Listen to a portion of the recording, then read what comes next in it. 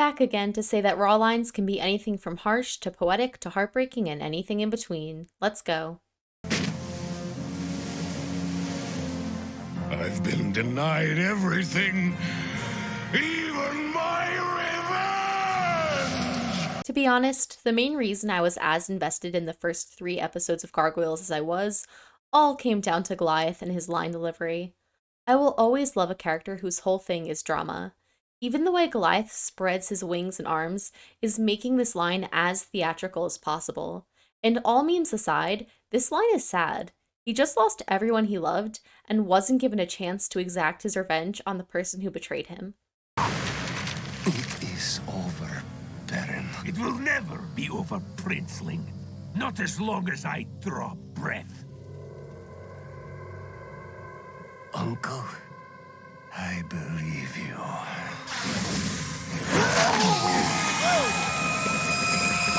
Don't get me wrong, I think the whole heroes never kill thing is something DC should get over by now, especially considering how often their heroes do kill. I would never take the life of another, for I am— Batman, look out!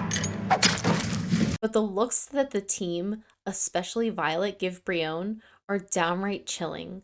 Agree with Young Justice's take on murder or not, this is a moment in the show that these characters can't come back from. That aside, Uncle, I believe you being the last thing Brione says before lavaing this man's face to shit is pretty iconic. Teamwork begins with 2 people trusting each other.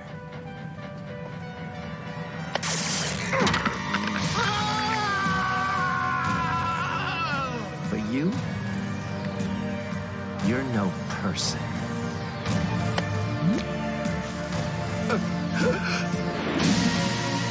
Infinity Train is one of those shows where every other line is going to be impactful, but this one lives in my head rent-free.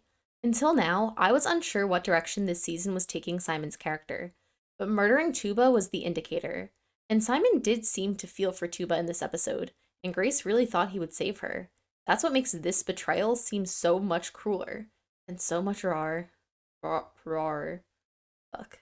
Let's go find Greg. At least wait until the storm dies down a bit.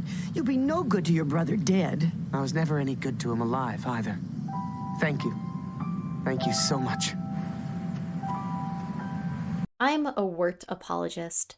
Yes, he sucked a lot of the time, but he learns and redeems himself and overcomes the hardest obstacle of all, self-reflection.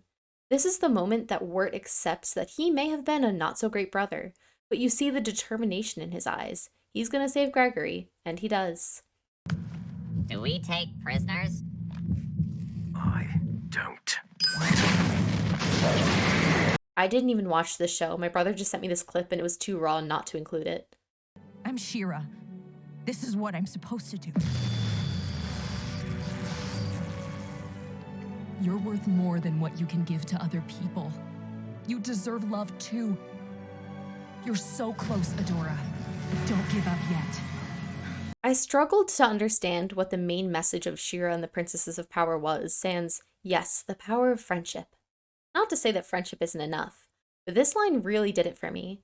Adora's character isn't perfect because she's selfless. She's imperfect because she's self-destructive for the sake of playing the hero, which makes her exponentially better written than if she was just, I'm so selfless, ooh-ooh. Also, Mara had to learn this the hard way, so having her be the one to deliver these lines was a great decision. Today is our first family hunt. You've proven yourselves to be swift, strong, and skilled. Wow. But so is your prey.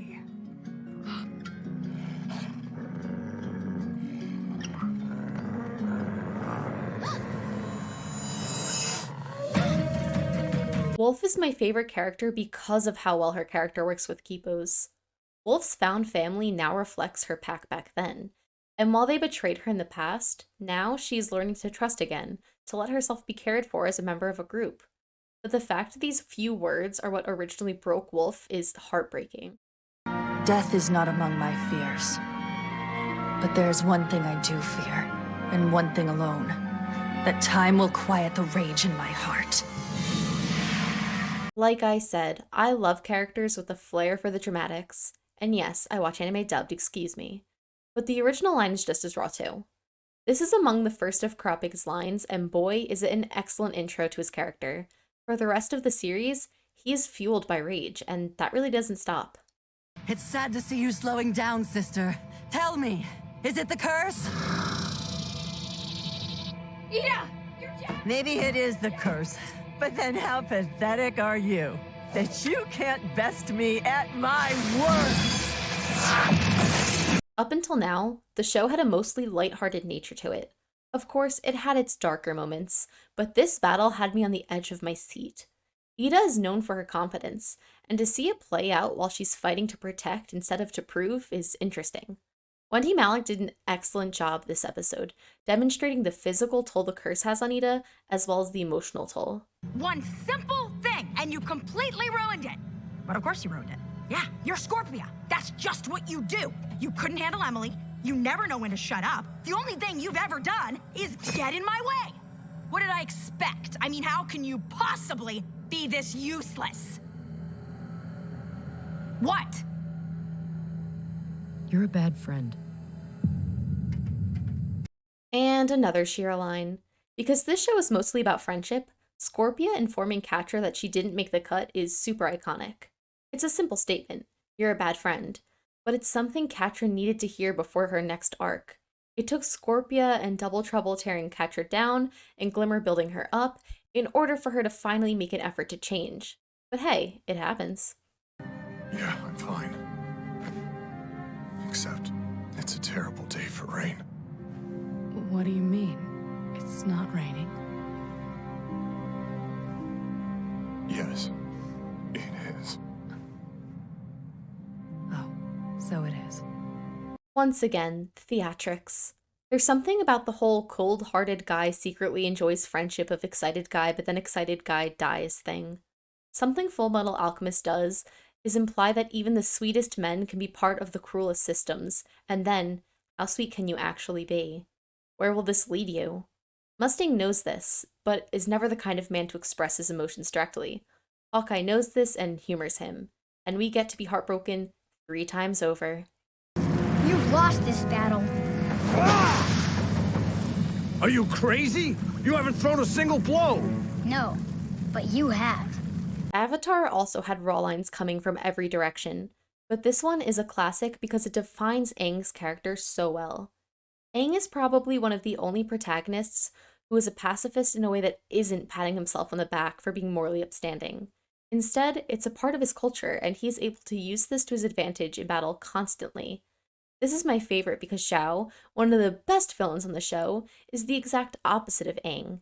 He'll deal out damage, even if he's the one to end up taking it. You're Mitch Williams. And you're not. Yeah, I've got nothing to say for this one, it just makes me chuckle.